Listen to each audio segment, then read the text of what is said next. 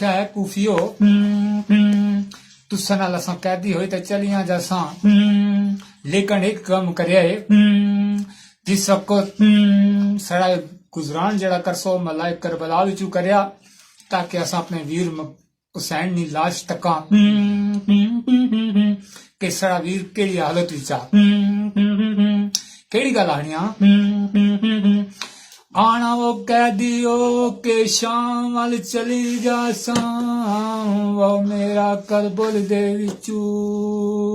गुजरान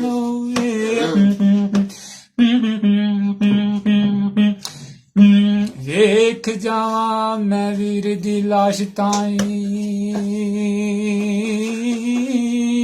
शायद काट कुछ दिली अरमान हो जाए